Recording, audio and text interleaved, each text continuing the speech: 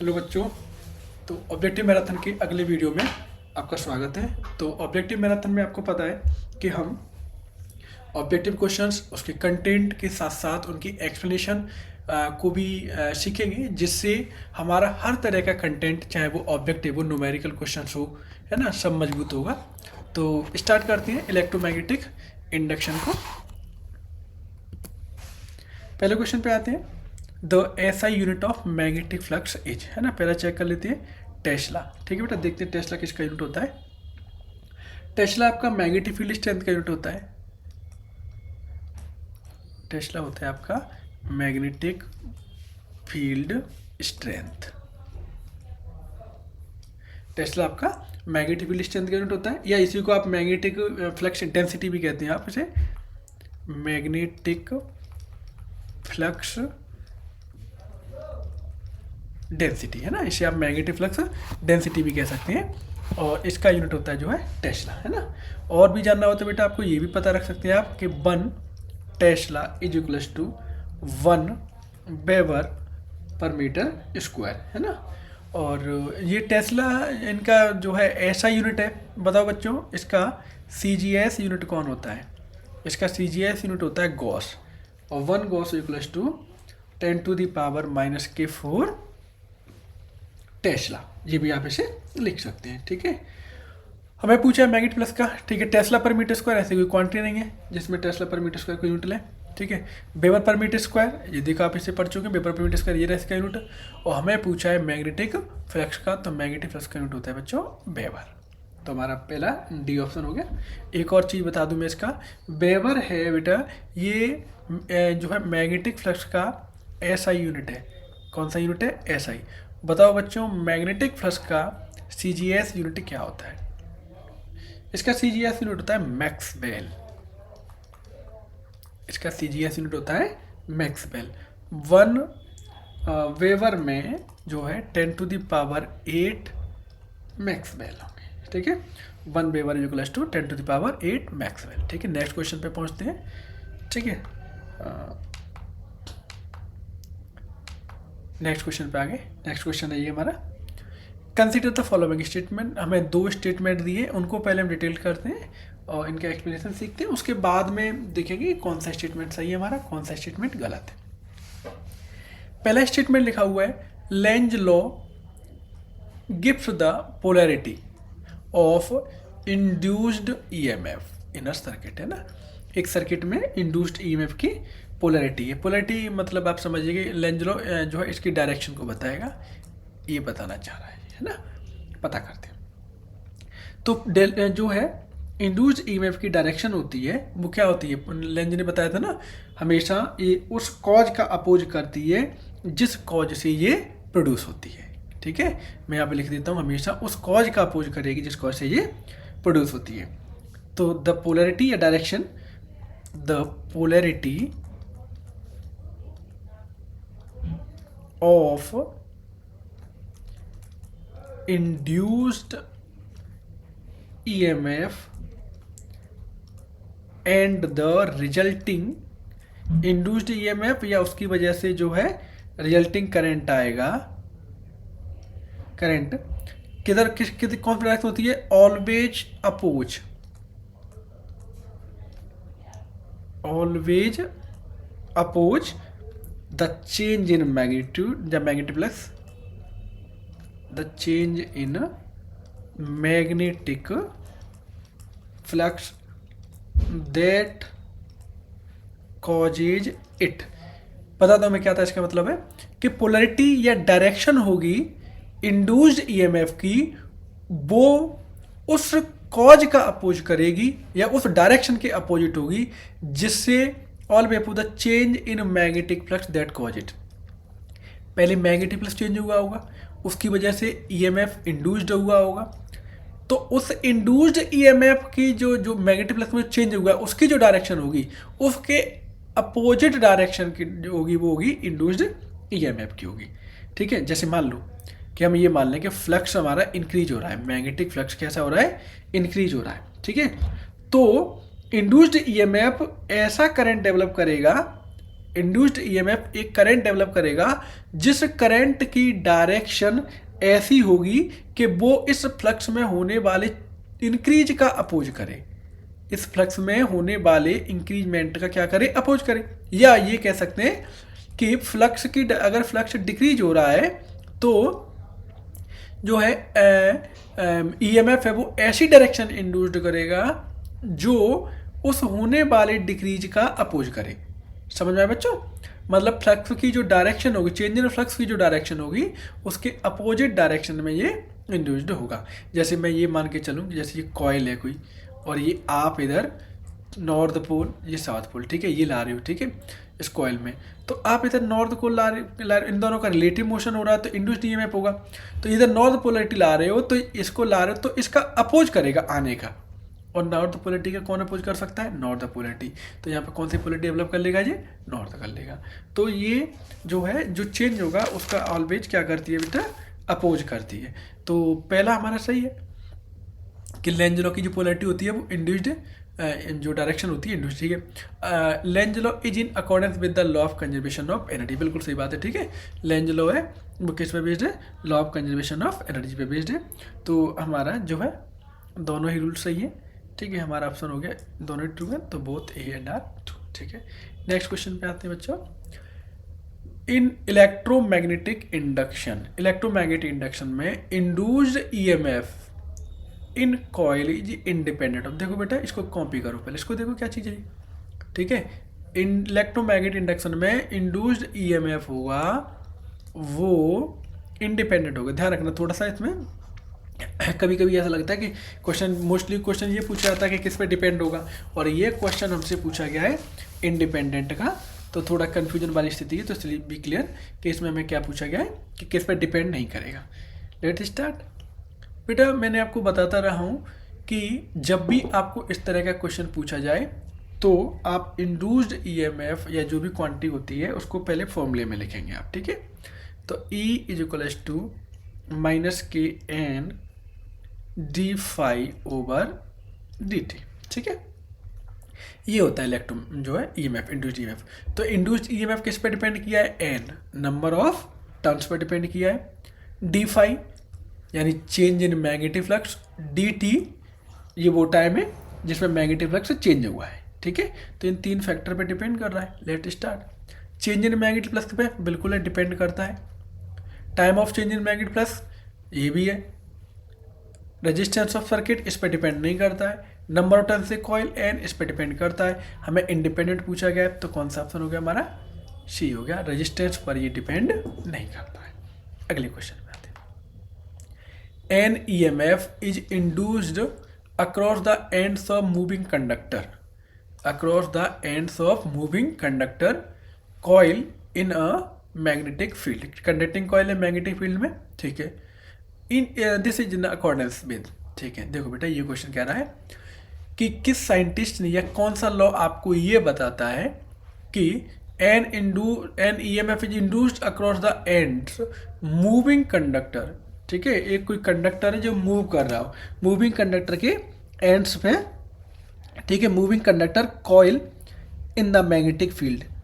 तो magnetic field में एक कंडक्टर मूव कर रहा है तो उसके एंड्स पर है ना, जैसे ये एक मैंने मैग्नेटिक फील्ड मान लिया है, ये मैग्नेटिक फील्ड है और इसमें एक कंडक्टर ये मूव कर रहा है, तो इसके एंड्स पर, इस कंडक्टर के एंड्स पर क्या इंड्यूस्ड हो जाएगा? ईएमएफ इंड्यूस्ड हो जाएगा। ये बात किसने बताई थी?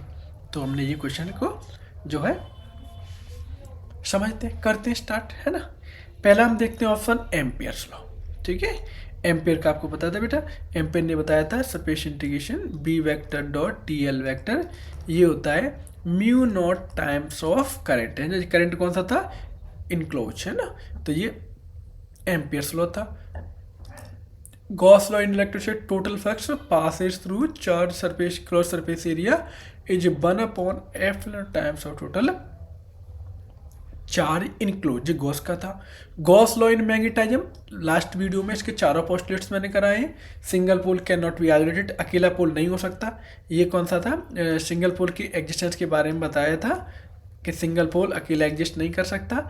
ये किसने बताया था? गॉसेस लॉ में बताया गया था, ठीक है, मैग्नेटाइज्म के में फैराडे लॉ ने ये बताया था कि आप एक कंडक्टर को मैग्नेटिक फील्ड में मूव कराओगे तो इसके एंड्स पर क्या जनरेट हो जाएगा, एक ईएमएफ है वो इंड्यूस्ड हो जाएगा। Next question, dimensional formula of inductance है ना, इसमें हमें बेटा इंडक्टेंस का डायमेंशनल फॉर्मूला पूछा गया है। ठीक है, इंडक्टेंस का हमें डायमेंशनल फॉर्मूला पूछा गया। ठीक है, इंडक्टेंस आप लोग जानते होंगे। ठीक है, तो एल से लेते से start, L equals to E upon D I over D T. ठीक है, यही पहले एल का निकाल लेंगे ना, एक्स पढ़े होंगे आपको निकाल, D I over D T, L ले लिया हमने। ठीक है, अब ई होता है आपका ई एम एफ, तो ई एम एफ क्या होता है बेटा, जो है ई इक्वल्स टू होता है आपका W upon Q, work done होता है एफ इंटू एस, वर्क की dimension M L two T minus के 2 होती है, और इसकी हो गई ए इंटू टी, तो ये हो गया हमारा M L two T minus के 3 ए माइनस के 1। यहाँ पे आते हैं ई की dimension M L two T minus 3 A minus 1 upon I, electric current की डायरेक्शन होगी बेटा ए, और डी टी अपॉन में है ना, तो ऊपर ले आऊँगा सर टी माइनस के 1 हो गया। कैलकुलेट करते हैं इसे, एम एल टू टी, ये देखो माइनस के 1 है, ऊपर पहुँचेगा +1 हो जाएगा, तो कितना बचा, माइनस के 2 बचा। ए देखो इधर है, ऊपर माइनस हो जाएगा तो माइनस माइनस के 2 हो जाएगा, तो ए माइनस के 2, तो डायमेंशन होगा हमारा M L two T minus 2 A minus के 2। देखो एम एल टू टी, यहाँ पे देखो -2 नहीं है ना, M L two T minus 2 A minus के 2, तो हमारा ऑप्शन कौन सा हो गया बच्चों, बी हो गया। नेक्स्ट क्वेश्चन पे आते हैं, inductance of coil is independent of, है ना, जैसे पहले ईएमएफ पूछा था ना, इंडिपेंडेंसी पूछी थी, इस क्वेश्चन में भी आपको क्या कह रहा है, जो है इंडिपेंडेंट बोल रहा है। तो इंडिपेंडेंसी को हम देखेंगे, inductance of coil is independent of, किस चीज़ पे वो इंडिपेंडेंट होता है। देखो ये क्या है ना, जो एक फिजिकल कंस्ट्रक्शन पे डिपेंड करता है, सबसे पहले इसमें देखेंगे। ठीक है, इंडक्टेंस है फिजिकल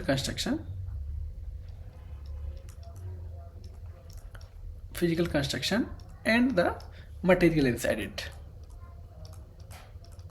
मटेरियल इनसाइड इट, इन पर डिपेंड करता है। जैसे नंबर ऑफ कॉइल से, नंबर ऑफ कॉइल बढ़ेगा तो इंडक्टेंस बढ़ेगा। ठीक है, एरिया है, एरिया बढ़ेगा तो भी इंडक्टेंस बढ़ेगा। लेंथ है, लेंथ के बढ़ने पर ये घटेगा। कोर मटेरियल है, सॉफ्ट आयरन कोर के लिए अच्छा काम करता है। इन सारी की सारी चीज़ पर ये डिपेंड करता है। तो इंडिपेंडेंट पूछता है, किस पे डिपेंड नहीं करता है, ज्योमेट्री पे, बिल्कुल लिखा हुआ है मैंने, ज्योमेट्री पे डिपेंड करता है। मीडियम इनसाइड इट, बिल्कुल है, कोर मटेरियल लिखा हुआ है, मटेरियल लिखा हुआ करता है। करंट कहीं नहीं दिया हुआ है, करंट आपको नंबर ऑफ टर्म्स डिपेंड करता है, तो इन 3 पे डिपेंड करता है। हमें इंडिपेंडेंट पूछा है तो ऑप्शन सी हो गया हमारा इंडिपेंडेंट, है ना। बच्चों फिजिक्स या केमिस्ट्री कोई भी सब्जेक्ट आप पढ़ रहे हैं, और बेशक आप चाहे बोर्ड स्टूडेंट्स हैं चाहे आप कॉम्पिटिटिव स्टूडेंट्स हैं, तो सबसे ज़्यादा इन वीडियोज में आपको खास ध्यान रखना है, वो इस चीज़ का ध्यान रखना है कि क्वेश्चन को करना कैसे होता है। क्वेश्चन का आंसर तो ईजिली मिल जाएगा, कोई दिक्कत नहीं होती, क्वेश्चन को करना कैसे होता है उस पर बस ध्यान रखना है आपको, और थोड़ा सा प्रैक्टिस करते जाओगे इनके साथ में तो हो जाएगा ये। अब नेक्स्ट क्वेश्चन आ गया हमारा, the phenomena of induction of an EMF in a coil due to change in current through the same coil. ध्यान रखो, कंडीशन पे मैंने बोला था बेटा, हर वीडियो में बोलता हूँ मैं, कंडीशन को पकड़ा करो। ठीक है, तो देखो कहते हैं ये कॉइल है, ठीक है, उस कॉइल में आपने करंट को चेंज कर दिया। एक कॉइल है, मान लीजिएगा ये एक कॉइल है, ठीक है, और इसमें करंट फ्लो हो रहा था और आपने इसमें करंट को चेंज कर दिया। ठीक है, करंट को आपने चेंज कर दिया, सेम कॉइल में, इसी कॉइल में चेंज कर दिया, तो एक ईएमएफ इंड्यूस्ड होता है ना हमेशा। जैसे आप करंट इंक्रीज कर रहे हो, लेंज ने बताया था ना, करंट इंक्रीज कर रहे हो आप, तो इंड्यूस्ड ईएमएफ उस डायरेक्शन में होगा जिससे इस इंक्रीजमेंट का अपोज किया जा सके, और करंट डिक्रीज करते हो तो उस डायरेक्शन में होगा जिससे डिक्रीज का अपोज किया जा सके। तो एक ही में होता है, ये आप जानते हो। ये क्या कहलाता है आपका, सेल्फ इंडक्टेंस कहलाता है। क्या कहलाता है आपका, सेल्फ इंडक्टेंस कहलाता है ना। इसका फॉर्मूला देखो बच्चों, फिजिक्स में फॉर्मूला तो मस्ट लिखा करो, dependency, numerical, derivation, conceptual question सब इससे हो जाती है। Mu not N square A upon L ये होता है, या N equals to N phi upon I ये होता है। ठीक है, ये होता है आपका अच्छा सेल्फ इंडक्टेंस। अच्छा, एक म्यूचुअल इंडक्टेंस को भी समझ लेते हैं। म्यूचुअल इंडक्टेंस क्या होता है? म्यूचुअल इंडक्टेंस होता है, एक कॉइल ले ली, ठीक है, उससे रिलेटेड, उससे लिंक्ड दूसरी कॉइल है। जैसे एक कॉइल मैंने ये ले ली, ठीक है, और इस कॉइल में मैं जो है I2 करंट फ्लो हो रहा है इस कॉइल में, ठीक है, ये AC सिंबल बना दिया मैंने, और फ्लक्स है, और दूसरी कॉइल ये है, इसमें नंबर ऑफ कॉइल से ज़्यादा है, दूसरी कॉइल ये, इसमें मैंने I1 करंट मान लिया फ्लो हो रहा है। अब देखो इसमें मैंने माना, इसकी वजह से इसमें जो फ्लक्स होगा φ21 और इसमें फ्लक्स होगा φ12। तो क्या होता है कि जैसे अगर इस फ्लक्स, इस कॉइल में, पहली वाली कॉइल में मैं करंट को या चेंज करूं तो इसका इम्पैक्ट है, इसका इंड्यूस्ड ईएमएफ कहाँ पे होगा? सेकंड में आ जाएगा। इसमें अगर मैं, जैसे इसमें सेल्फ इंडक्टेंस में क्या था, ईएमएफ करंट चेंज किया मैंने, इसी कॉइल में करंट चेंज किया, इसी में ईएमएफ इंड्यूस्ड हो गया, वो सेल्फ था। इसमें चेंज करूं, इंड्यूस इसमें हो, इसलिए क्या कहलाएंगे? म्यूचुअल कहते हैं इसे, ठीक है। Link between the magnetic flux in one coil generated by the current in another coil aligning for the, ठीक है। तो इसके लिए जब एक की वजह से दूसरे में जनरेट होगा, उसको हम बच्चों क्या बोलते हैं? Mutual inductance. फॉर्मूला लिख लेते हैं इसका, M equals to N2 φ12 upon I1, या फिर दूसरे के लिए लिखेंगे तो N1 φ12 अपॉन I2। ये कहलाता है हमारा क्या, जो है म्यूचुअल इंटरेस्ट, है ना, मोशनल ईएमएफ, है ना।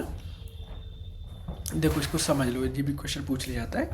जैसे मान लीजिएगा, क्योंकि अगला क्वेश्चन मोशनल ईएमएफ पे भी है, उसको यहीं पे एक्सप्लेन कर लेता हूँ मैं, तो थोड़ा सा बी पेशेंस, इसको समझ लेते हैं। ये एक मैग्नेटिक फील्ड है, ठीक है, और इस मैग्नेटिक फील्ड में की जो है लेंथ मैंने L मान ली। इस मैग्नेटिक फील्ड में एक कंडक्टर है, ये कंडक्टर है, ठीक है, इसका ये एंड ए मान लिया, इसका ये एंड मैंने बी मान लिया, और इस मैग्नेटिक फील्ड में इस कंडक्टर को मैं मूव करा रहा हूँ v वेलोसिटी से इधर, ठीक। इलेक्ट्रिक फील्ड इधर प्रोड्यूस होगा, इसमें E इलेक्ट्रिक फील्ड की डायरेक्शन रही इस पर, ठीक है, I करंट इसमें विड्रॉ हो रहा है, तो और मैग्नेटिक फील्ड कितना है? B है। तो जो है मोमेंट, मोशनल ईएमएफ होता है E इक्वल्स टू VBL। बच्चों इसका डेरिवेशन बेटा इम्पोर्टेंट है ना, बोर्ड में एग्जाम से पूछ लेता है इतना, पर ठीक है, मतलब ज़्यादा खास भी नहीं, लेकिन इम्पोर्टेंट है ना। वेरी सून, शायद इसी वीक में मैं बोर्ड एग्जाम से रिलेटेड जितने इम्पोर्टेंट डेरिवेशन हैं उनको कराने वाला हूँ, और बहुत एक्सप्लेन करके कराऊंगा, और डेरिवेशन के शॉर्ट ट्रिक्स होंगे उनको भी कराऊंगा, क्योंकि डेरिवेशन कभी भी डायरेक्ट नहीं होते। जैसे आप फर्स्ट टू लास्ट स्टेप पहुंचते हैं, वो डेरिवेशन का तरीका गलत होता है। उसमें ये नुकसान होता है, एक तो क्या आपने डेरिवेशन सीख लिया तो उसको कुछ दिनों बाद रिवाइज करो या फिर भूल जाओगे। दूसरा ये भी नुकसान होता है कि अगर क्वेश्चन घूम के आ गया तो आप उसमें अटक जाओगे। तो मैं एक नए तरीके से आपको डेरिवेशन सिखाने वाला हूँ, तो ज़्यादा वेट नहीं करना है आपको। पॉसिबली मैं इसी वीक में ये वीडियो आपको अपलोड कर दूंगा। तो ये इंड्यूस्ड ईएमएफ होता है by the motion of conductor across the magnetic field, उसे हम मोशनल ईएमएफ कहते हैं। तो ये हो गया हमारा मोशनल ईएमएफ, ठीक है। इसके बाद इंडक्शन ऑफ मैग्नेटिक फील्ड, ठीक है, वो तो पढ़ लिया हमने। तुम्हारा राइट आंसर कौन सा था? बी, हम इसे कहेंगे सेल्फ इंडक्टेंस। तो नेक्स्ट क्वेश्चन पे आते हैं बच्चों।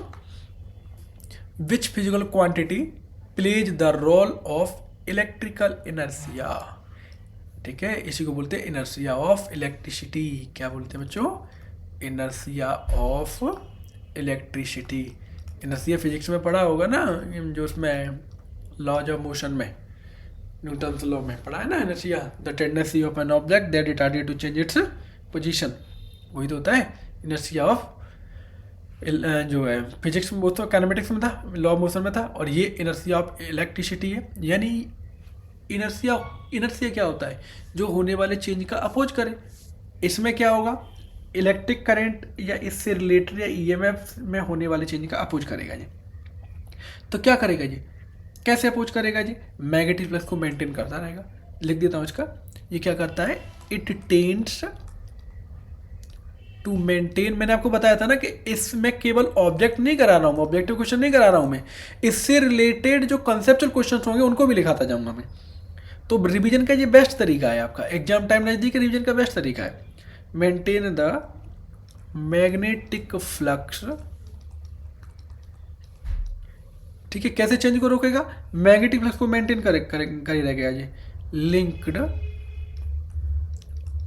With it. और किसका अपोज करेगा ये, एंड अपोजेज, देखो मैग्नेटिक फ्लक्स में चेंज होगा ना, उससे ही करंट घटेगा बढ़ेगा, तो इसके मैग्नेटिक फ्लक्स में चेंज होना है उसको अपोज कर देगा ये।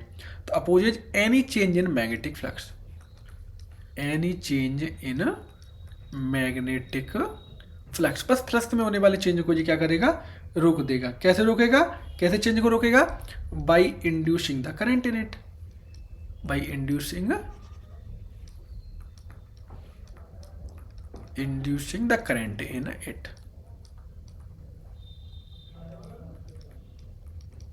ठीक है, इसका अपोज करके कर देगा। तो ठीक है, समझ गए बाई कैसे, जरा आपका आंसर देखो, by inducing the current in it. क्या कहानी थी एक बार फिर समझो। इनर्शिया मतलब एक ऐसा फैक्टर होता है, इलेक्ट्रिकल इनर्शिया क्या था, जो मैग्नेटिक फ्लक्स को मेंटेन करता रहेगा, मैग्नेटिक फ्लक्स को चेंज नहीं होता रहेगा। मैग्नेटिक फ्लक्स को चेंज कैसे रोकेगा, मैग्नेटिक फ्लक्स के चेंज को कैसे रोकेगा, करंट को इंड्यूस्ड करके। तो क्या आंसर हो गया बच्चों इसका, ठीक है। तो करंट को इंड्यूस करके अपने आप में, तो क्या कहलाता है ये चीज़ है, सेल्फ इंडक्टेंस, लास्ट वीडियो में पढ़ाया था इसमें, ठीक है। तो इसी को हम कहते हैं इनर्शिया ऑफ इलेक्ट्रिसिटी। अगले क्वेश्चन पे आते हैं। The energy, the current flowing through a coil is doubled, current को पहले आई करंट था, अब कितना कर दिया, 2I कर दिया, तो मैग्नेटिक एनर्जी स्टोर्ड इन है, यू पे क्या फर्क पड़ेगा। तो बेटा इसका फॉर्मूला लिख लेते हैं, यू इक्वल्स टू क्या होता है बच्चों, 1/2 Li²। अब यू डैश कितना हो जाएगा बेटा, 1/2, ऑब्जेक्टिव ही तो है, तो रिश्ता देखते हैं सीधे, नहीं करेंगे चेंजेस ऐसा। यू का आई के साथ रिश्ता क्या है, क्या रिलेशन है, डायरेक्टली प्रोपोर्शनल है उसके स्क्वायर के। अब इसको मैं यहाँ पे ला दूँ तो 2I का स्क्वायर कितना हो गया, 4I²। तो I² तो पहले भी था, लेकिन ये कितना टाइम्स बढ़ेगा, 4 टाइम्स, ठीक है। कितना बढ़ गया बेटा, 4 टाइम्स। तो हमारा आंसर क्या हो गया, 4 टाइम्स। अगले क्वेश्चन पे आते हैं, मैच द फॉलोइंग अप्रोसिएशन, ठीक है, अप्रोसिएट ऑप्शन, इनको हमें जो है मैच करना है। जैसे बेटा पहला है हमारा self induced EMF, self induced EMF, ठीक है। सेल्फ इंड्यूस्ड ईएमएफ को हम बैक ईएमएफ कहते हैं, सेल्फ इंड्यूस्ड ईएमएफ को क्या कहते हैं हम, बैक ईएमएफ कहते हैं। यानी इसका वन हमारा कौन सा हो गया, एस हो गया।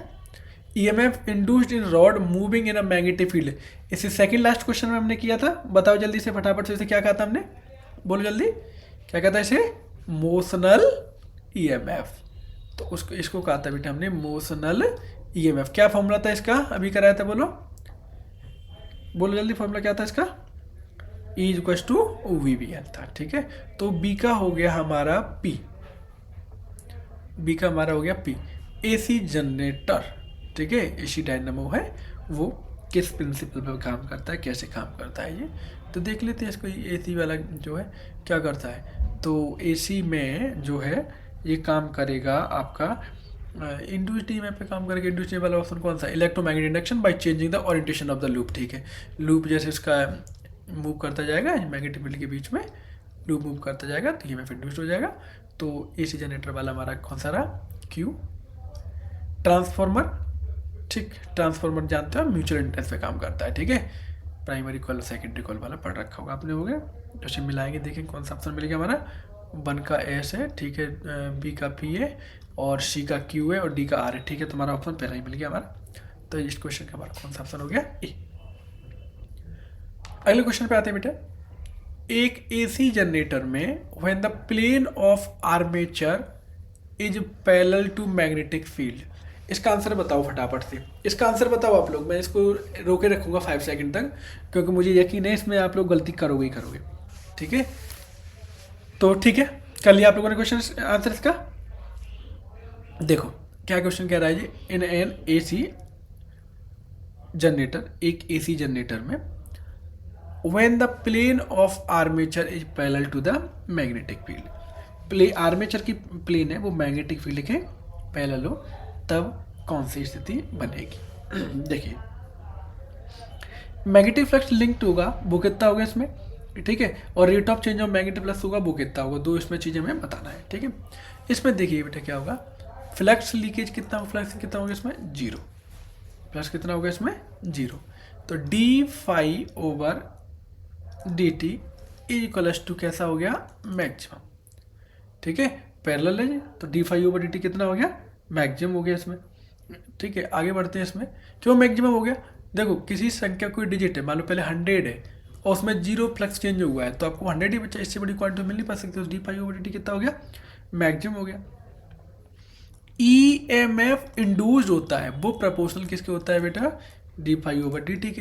तो अगर ये मैक्सिमम चेंज है तो EMF भी कितना हो जाएगा, EMF भी मैक्सिमम हो जाएगा। ठीक है, तो हम इसमें पहले क्या, magnetic flux EMF are maximum, EMF maximum, ये बात तो सही है, लेकिन मैग्नेटिक फ्लक्स 0 हो जाएगा पैरेलल वाली कंडीशन। जानते हो दोनों कॉइल और आर्मेचर पैरेलल आएगा, मैंने एसी जो है डायनामो के नाम से वीडियो पढ़ा हुआ है, आप उसे देख लीजिएगा, मैंने उसमें पूरा एक्सप्लेन कराया है कि जो है पैरेलल आने पर फ्लक्स लिंक है वो क्यों 0 होता है ना, देख लीजिएगा बात।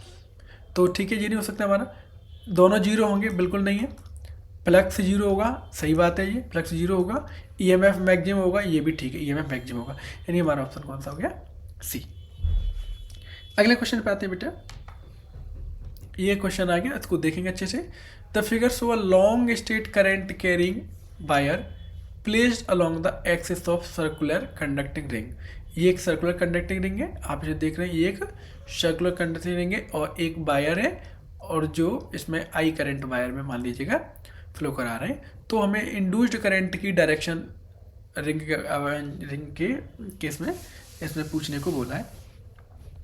करते हैं स्टार्ट कैसे। देखो इसमें जो रिंग का प्लेन है, प्लेन ऑफ रिंग है, वो किसके परपेंडिकुलर है, प्लेन ऑफ रिंग ये परपेंडिकुलर है बेटा एक्सिस ऑफ वायर के, आपको दिख रहा होगा डायग्राम में क्लियर। ठीक है, प्लेन ऑफ रिंग है वो एक्सिस ऑफ वायर के बिल्कुल परपेंडिकुलर है। इसका मतलब क्या हुआ, इसका मतलब ये हुआ कि जब ये परपेंडिकुलर है तो इसका मतलब हुआ कि मैग्नेटिक फील्ड लाइंस होंगी वो प्लेन ऑफ रिंग के पैरेलल होंगी। इसका मतलब ये हुआ कि मैग्नेटिक फील्ड लाइंस होंगी ये पैरेलल होंगी किसके, प्लेन ऑफ द रिंग के, प्लेन ऑफ द रिंग इसके पैरेलल होंगी। ठीक है, और अगर इसके पैरेलल है, देखो प्लेन ऑफ रिंग किसके परपेंडिकुलर है, एक्सिस ऑफ वायर के, और ये दोनों क्या है, मैग्नेटिक फील्ड लाइंस के पैरेलल है, तो इसका मतलब मैग्नेटिक फील्ड लाइंस भी परपेंडिकुलर हो जाएगी किसके, एक्सिस ऑफ वायर के, ये परपेंडिकुलर हो जाएगी मैग्नेटिक फील्ड लाइन। अच्छा, तो फ्लक्स फील्ड लाइंस की मेजरमेंट को फ्लक्स कहते हैं। फ्लक्स क्या होता है, B.D.A, यानी BDA कॉस परपेंडिकुलर की 90 एंगल, तो फ्लक्स कितना हो गया बेटा, 0। फ्लक्स 0 हो गया। अब फ्लक्स 0 हो गया, अब हम देखते हैं इसमें EMF, तो EMF कितना हो जाएगा, माइनस के D phi over D T. EMF क्या होता है, माइनस के D phi over D T, ये हो गया इसमें। ठीक है, तो ये हो गया इसका। ठीक है, तो देखते हैं इसका जो है चेंज इन फ्लक्स, ये भी कितना हो जाएगा, फ्लक्स 0 है, तो देखो चेंज इन फ्लक्स 0 कांस्टेंट का हो जाएगा, D phi over D T का मतलब है कि चेंज इन फ्लक्स 0 होना चाहिए, है ना। देखते हैं क्या आंसर हो सकता है इसका।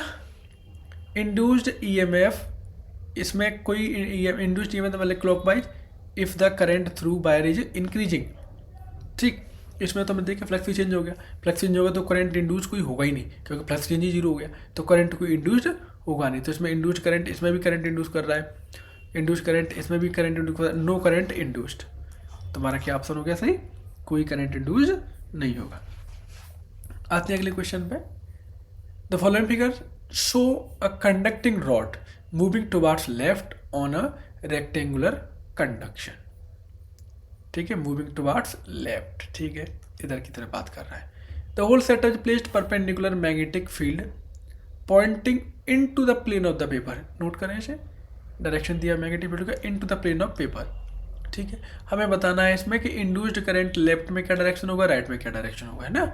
आप मूवमेंट से किधर करा रहे हो, लेफ्ट में करा रहे हो। ठीक है, तो आपको पता है लेंजलो के अकॉर्डिंग आप इसको डायरेक्शन में खोजेंगे। करते स्टार्ट।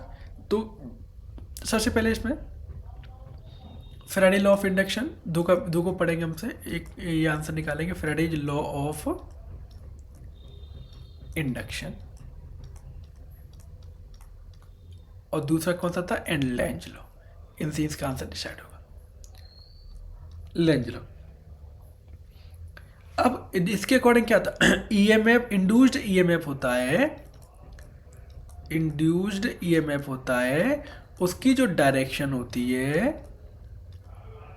ठीक है, लेंज ने बताया था ना, ये लेंज ने क्या बताया था, इंड्यूस्ड ईएमएफ की डायरेक्शन होती है वो क्या होती है, चेंज इन मैग्नेटिक फ्लक्स की opposite direction, oppose the change in magnetic flux, change in magnetic flux, यानी जिस कॉज से प्रोड्यूस होता है उसी का अपोज करता है, चेंज इन मैग्नेटिक फ्लक्स इसका होता है।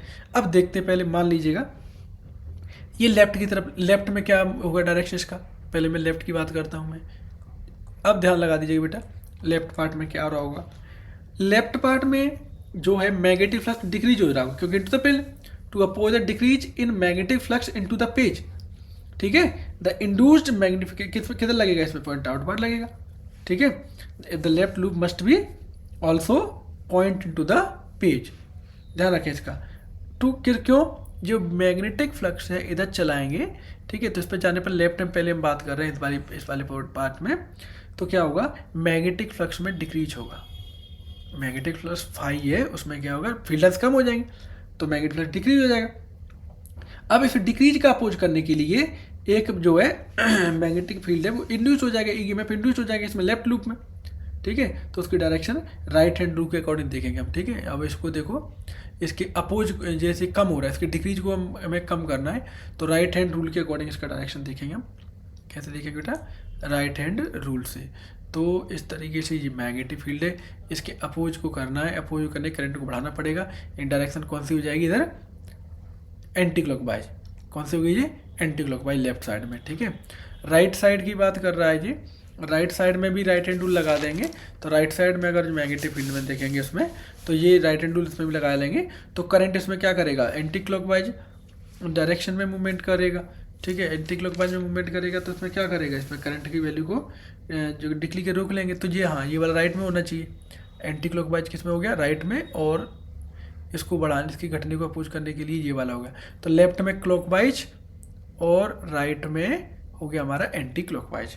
कौन सा ऑप्शन है जी, देखते हैं। इंड्यूस्ड ईएमएफ लेफ्ट पार्ट है एंटी क्लॉकवाइज, नहीं, लेफ्ट में कैसा है हमारा, लेफ्ट में क्लॉकवाइज है, तो direction of induce current left is clockwise, ठीक है, और एंटी क्लॉकवाइज राइट में, ठीक है, ठीक है।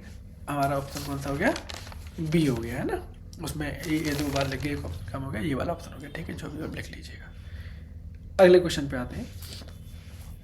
इफ द एंगुलर स्पीड है ना, एंगुलर वेलोसिटी की बात कर रहा है, of rotating armature of AC generator is increased, ठीक है। फॉर्मूला देखते हैं पहले तो क्या फर्क पड़ेगा फ्रीक्वेंसी पर, बेटा ई मैक्सिमम होता है equals to N B A omega, और ओमेगा क्या होता है बेटा 2 पाई न्यू, तो ओमेगा की जगह पर 2 पाई लिखूँ तो ये हो जाएगा हमारा एन बी ए इंटू 2 पाई न्यू, तो ई है वो ओमेगा के भी डायरेक्टली प्रोपोर्शनल है और फ्रीक्वेंसी के भी डायरेक्टली प्रोपोर्शनल है, तो दोनों के कैसे है जी, डायरेक्टली प्रोपोर्शनल है। देखते हैं क्या रिश्ता निकलता है इसमें। फ्रीक्वेंसी एसी इंक्रीज होगी while the peak EMF remain same, ठीक है। तो ये नहीं, फ्रीक्वेंसी क्या एंगुलर स्पीड हम क्या कर रहे हैं, ओमेगा को क्या कर रहे हैं, बढ़ा रहे हैं, तो फ्रीक्वेंसी इंक्रीज होगी और ईएमएफ सेम नहीं, ईएमएफ देखो फ्रीक्वेंसी बढ़ेगी तो ईएमएफ डायरेक्टली प्रोपोर्शनल है तो ईएमएफ भी बढ़ जाएगा। अगला क्वेश्चन आता है पीक ईएमएफ इंक्रीज, ठीक है, फ्रीक्वेंसी रिमेन सेम नहीं, दोनों में both maximum EMF is increase, ठीक है, ये सही रहेगा ऑप्शन सी, क्योंकि देखो बेटा दोनों साफ है बिल्कुल, ओमेगा बढ़ रहा है, ओमेगा पे दोनों डिपेंड कर रहे हैं, ठीक है, डायरेक्टली प्रोपोर्शनल है तो ओमेगा बढ़ जाएगा तो ये बढ़ जाएगा, तो सी ऑप्शन हमारा राइट आंसर हो गया, क्योंकि ईएमएफ है वो ओमेगा पर डिपेंड कर रहा है। अगला क्वेश्चन पे आते हैं। When two coils are bound on each other, जब दो कॉइल एक दूसरे में बाउंड की जाती है, the mutual interaction between coil is maximum, तो उनमें जो है म्यूचुअल इंडक्शन होता है वो मैक्सिमम होता है। और दूसरा, पहले इसी को कंफर्म कर लेते हैं, तो जब दो कॉइल एक दूसरे में बाउंड की जाती हैं तो ऐसे केस में बेटा हाईएस्ट पॉसिबल फ्लक्स लिंकेज होता है, हाईएस्ट पॉसिबल फ्लक्स लिंकेज, ठीक है। और इसमें पता है आपको के की वैल्यू 1 होती है, के की वैल्यू मतलब कोएफिशिएंट ऑफ कपलिंग, के क्या होता है कोएफिशिएंट ऑफ कपलिंग, ये 1 होती है। इसका मतलब क्या हुआ, इसका क्यों होता है ऐसा, क्योंकि फ्लक्स लिंकेज होता है वो ओरिएंटेशन को अफेक्ट करता है। फ्लक्स लिंकेज होगा वो किसको अफेक्ट करेगा, ओरिएंटेशन को, ठीक है। ओरिएंटेशन से, डिस्टेंस से, कॉल ज्योमेट्री से सबसे अफेक्टेड होता है। तो हमारा ये जो है स्टेटमेंट फर्स्ट क्या है कि दो कॉइल को अगर बाउंड करेंगे तो मैक्सिमम होगा, बिल्कुल सही बात है। दो कॉइल को बाइंड करने से फ्लक्स लिंकेज मैक्सिमम हो जाता है, हाईएस्ट पॉसिबल फ्लक्स लिंकेज की हो जाती है। तो ये बात स्टेटमेंट हमारा पहला सही है। दूसरा कहता है कि म्यूचुअल इंडक्टेंस होता है वो डिपेंड नहीं, जी देखो जी गलत लिख गया, डिपेंड करता है वो, है ना, ये बताया भी था मैंने एन बी पे, इन पर डिपेंड करता है भैया। तो फर्स्ट स्टेटमेंट सही है, सेकंड फॉल्स है, ऑप्शन हमारा ए हो गया, है ना। 15 में नहीं ये नहीं है, फर्स्ट हमारा फॉल्स नहीं है, ये गलत हो गया, उल्टा लिख दिया है, सी वाला सही है ना। फर्स्ट ट्रू होना चाहिए और सेकंड कैसा होना चाहिए, फॉल्स होना चाहिए, सी वाला ऑप्शन सही है हमारा, ऑप्शन सी हमारा करेक्ट है। अगले क्वेश्चन पे आते हैं बेटा, according the phenomena of electromagnetic induction a time varying magnetic field induces, ठीक है। मैग्नेटिक फील्ड टाइम के साथ वेरिएशन दे रहा हो तो क्या इंड्यूस कर देगा, वो इलेक्ट्रिक फील्ड को करता है, पता है सबको, है ना, आपने इलेक्ट्रोमैग्नेटिक में पढ़ भी रखा होगा ही। तो इलेक्ट्रिक फील्ड हो गया हमारा। अगला क्वेश्चन है, at the speed of a conducting rod moving perpendicular to uniform magnetic field decrease, speed को क्या करते हैं बेटा, अगर हम डिक्रीज कर दें तो मोशनल ईएमएफ, है ना, सीधा पढ़ाएंगे, E equals to V L V, क्या रिलेशन है E का U के साथ, डायरेक्टली प्रोपोर्शनल है। तो ये डिक्रीज हुआ है, स्पीड क्या हुआ है हमारा, डिक्रीज हुआ है, तो वी भी क्या हो जाएगा हमारा, E भी हमारा डिक्रीज हो जाएगा। अगला क्वेश्चन है, if the current I through a coil is increases, है ना, करंट अगर क्या हो रहा हो, इंक्रीज हो रहा हो, तो सेल्फ इंडक्टेंस पे क्या फर्क पड़ेगा, ठीक है, सेल्फ इंडक्टेंस पे क्या फर्क पड़ेगा। सेल्फ इंडक्टेंस एक फॉर्मूला इसका L D I over D T. तो एल क्या होता है, एल ऐसी स्थिति में होता है जो है फिक्स्ड प्रॉपर्टी रहती है एल की, है ना, कैसी प्रॉपर्टी रहती है बेटा, फिक्स्ड प्रॉपर्टी रहती है ना। तो फिक्स्ड प्रॉपर्टी रहेगी तो ये हमारा सेम ही रहेगा, कोई अंतर इसमें नहीं आएगा, रिमेन सेम। अगले क्वेश्चन पे आते हैं। इस तरह के बेटा जितने क्वेश्चन हैं आपको एक बेहतरीन वीडियो मिल जाएगा इसी वीक में, जो है आपको वीडियो मैं दे दूंगा, और शायद बेस्ट वीडियो होना चाहिए आप लोगों के लिए। मैं अपनी पूरी कोशिश करूंगा कि मोस्ट इंपॉर्टेंट डेरिवेशन और बेस्ट वे ऑफ एक्सप्रेशन से आपको मिले। एक आयरन रॉड इज इंसर्ट की जाती है इनसाइड ऑफ कॉइल, एक आयरन रॉड को एक कॉइल के इंसर्ट करें तो इट सेल्फ इंडक्टेंस, है ना, इसका सेल्फ इंडक्टेंस पे एक कॉइल है कोई बेटा, अब इस कॉइल में एक आयरन रॉड अगर हम इंसर्ट करें तो उसके सेल्फ इंडक्टेंस पर क्या फर्क पड़ेगा। आपको पता है बेटा, आयरन के लिए, आयरन की खासियत है, आयरन के लिए म्यू आर होता है, ठीक है, वो बहुत हाई होता है, पढ़ा था ये भी लास्ट वीडियो में आप लोगों ने, है ना, म्यू आर की वैल्यू कैसी होती है, बहुत ज़्यादा होता है। और सेल्फ इंडक्टेंस का फॉर्मूला होता है mu not mu R N square L A. अब देखो L mu R directly proportional है, तो म्यू आर अगर इंक्रीज हो रहा है, क्योंकि आयरन ले लिया, आयरन के लिए म्यू आर कैसा होता है, हाई वैल्यू होती है म्यू आर की आयरन के लिए, तो हाई रिलेटिव परमेबिलिटी होती है म्यू आर के लिए, तो ये हाई होगा तो ये भी कैसा हो जाएगा आपका, इंक्रीज हो जाएगा। तो 19 हमारा क्वेश्चन हो गया, इंक्रीज हो गया। लास्ट क्वेश्चन और देखते हैं। ये क्वेश्चन है हमारा बेटा, a current carrying coil store energy in the form of, ठीक है, करंट कैरिंग कॉइल है, करंट कैरिंग कॉइल है कोई, वो एनर्जी को किस फॉर्म में स्टोर करती है, डेराइव भी करेंगे इसका, ठीक है। ये हमारा बचा आपका मैग्नेटिक फील्ड, ठीक है। तो हमारे क्वेश्चन जो है पूरे हुए। तो बच्चों इसके ऑप्शन है, उनको करने के तरीके आप भी सीख रहे होंगे। ऑब्जेक्टिव का वीडियो नेक्स्ट जो है इसके बाद में जो बचा है, नेक्स्ट वीक में आपके लिए ऑब्जेक्टिव का वीडियो भी लाऊंगा। ये हमारा मैराथन जारी रहेगा, फिजिक्स के बाद मैं केमिस्ट्री के भी मैराथन ऑब्जेक्टिव लगाऊंगा, लेकिन इससे पहले इस वीक में मैं आपके लिए जो है सारे के सारे जो फिजिक्स के डेरिवेशंस हैं और इम्पोर्टेंट डेरिवेशन है, उन डेरिवेशंस को शॉर्ट वे में कैसे करना है। शॉर्ट वे में मतलब ये नहीं कह रहा हूँ मैं कि स्टेप मार्क में मार्क्स गड़बड़ कर दो, मैं आपको एक रफ वर्क में बताऊंगा, है ना, कि डेरिवेशन कैसे करने हैं हमें, और सभी इंपॉर्टेंट डेरिवेशंस में होंगे। तो नेक्स्ट वीक आपको अवेलेबल हो जाएंगे वो। Thank you.